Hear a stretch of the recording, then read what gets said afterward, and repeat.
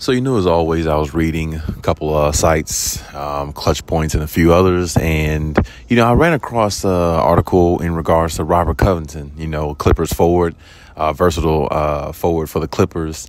And, from the sounds of it, Robert Covington has some crazy, type of, cryptic comments basically about Ty Lue in regards to, just him being on the team and his experience with the Clippers so far. And, this past year, he was asked about that, recently. And, he spoke on it by saying that, he hasn't spoke to Ty Lue since the end of the season. And it's more like if they do, they do. If they don't, they don't. He's not going to dwell on it, basically is what he's saying. And, listen to those comments. To me, they're very disturbing to a degree, because when I think about Rocco, I think about, a forward who's very versatile, who can give you basically a 3-and-D guy, but he can guard position 1 through 5. And I've said this about him before. When you got somebody who can play to that level and guard to that type of elite level, and,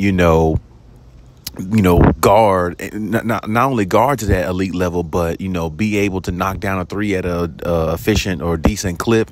And on top of that, what you're getting out of him every night when he's, out there on the floor, because he's going to give you everything he has, and he's not going to shortchange you at any point in time. And to me, that's one of those players that you would want to keep. And I just don't understand the reason why, his name gets shopped around a lot in the trade talks, because I think he's a huge part of the Clippers' depth in regards to their well-roundedness as a team and their depth as a team, which makes them unique amongst other teams in the league. So I don't really understand why the Clippers, or should I say Ty Lue, really doesn't give him the opportunity. And, listening to Robert Covington say those comments like that, it just doesn't seem like there is a continuity in the locker room that it should be amongst every guy in the locker room, because everybody knows that this team is built to win a championship. But they got so much depth and so many pieces. It's hard for everybody to get on the floor. I understand that. I understand it's hard for everybody to get a piece of the action and the ball, because there's only one basketball to go around the court. And I definitely understand that. And, I understand where Robert Covington's coming from.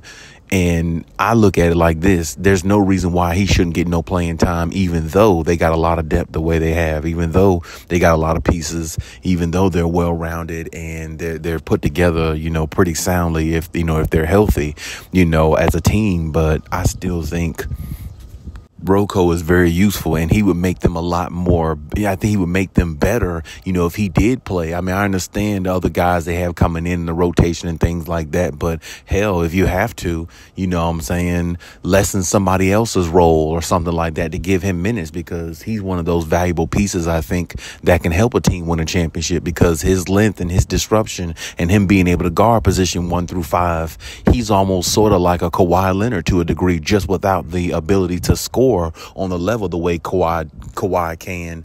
And on top of that, of course, we know he's not Kawhi Leonard defensively, but being able to guard position 1 through 5 and having that versatility with the length that he has, his height, he's like 6'6", 6'7", I think. With that height and that length, that's almost like a Kawhi Leonard to a degree. Kawhi has height, length, reach, all that. Of course, his hands is bigger than Rocco and everybody else is in the league, but, still, he has a form of, Kawhi Leonard's game in him on defense, because he's lengthy, he's tall, and he can disrupt very well. He can bother you defensively on the perimeter. And like I said, he can guard every position. So it doesn't matter what position you put him in, he's going to find some type of success or who he's guarding. And to me, that's somebody that's overly valuable. And to me, Ty Lue made a mistake this past season by not playing him. And that's one of the things that Rocco was saying also, was they asked him, on Clutch Points and, a few others, like, what did he learn from the season? He said he took nothing from the season, because he didn't get an opportunity to be who he is. He didn't get an opportunity to play. And so he took nothing from the season, as in like there was nothing to take from it. And plus they didn't win anything or go anywhere in the playoffs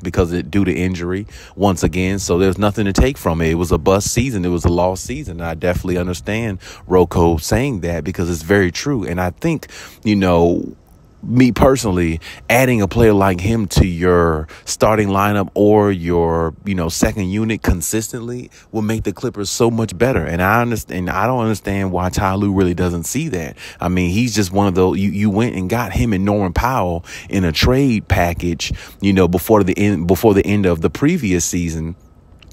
Prior to this one that just passed. And what did you get him for if you're not going to use him? He's definitely one of those type of players that's usable. But Ty Lue, like I said, he has a stubborn way of doing things. He has a arrogance about him at times. And honestly, it just doesn't sit well with me. And I can tell you there's a lot of Clippers fans that's on the same boat with me. It doesn't sit well with me how he does certain things. There's no way in hell you're giving Russell Westbrook all this time. He comes on this team in a off season or maybe like a mid season like trade last year or whatever, and he comes in, he's automatically a starter. He gets a lot of minutes, this and that. See, it's looking like to me, it's all about who's favored, on the roster rather than who really needs to be playing the most. And that's what Ty Lue has to understand. You can't just put in the guys who you favor. Oh, I like him. I think he's a great leader. This and that. Yeah, Russell is all those things. He's a good teammate.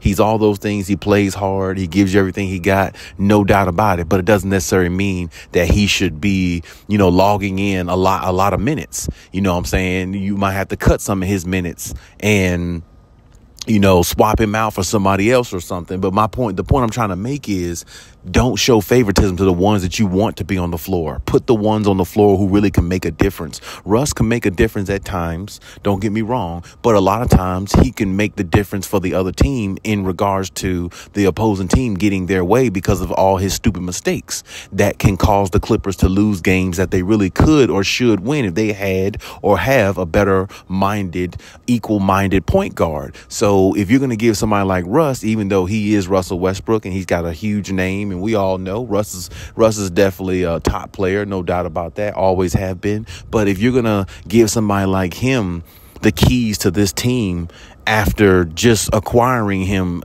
mid-season trade or something like that and basically saying he's the leader of the team and all these things, well, why not give somebody like Rocco an opportunity? Rocco is a very versatile, like I said, player, and he keeps his mouth shut. He works hard, and he will go out there and make a difference for the Clippers, especially when you think about Kawhi Leonard and what he does. Rocco really should be backing up Kawhi Leonard. He should be right behind him. When Kawhi sits down, Rocco should come in because he can guard position 1 through 5. As I said, just like Kawhi can, and he's basically a 3-and-D guy. He can knock down that three with, pretty, maybe not consistently like a great shooter, but as a decent shooter, he can knock it down pretty well. And I think him and Norman Powell work so well together. I don't know why you don't put them in together as a duo coming off the bench, because they would not only bring you scoring, but they would bring you defense as well. Because like I said, Norman Powell's more of a scorer. Robert Covington is more of a defensive guy, but he can knock down threes. So, I mean, it's like you'll have some scoring from both guys, and you'll have some defense in there, and you'll have somebody who can, with some length in the paint, that can, provide some extra shot blocking at times as well. You know what I'm saying? So really, Ty Lue has to get up off of the favoritism and put the guys in there who's really going to make a difference for this team.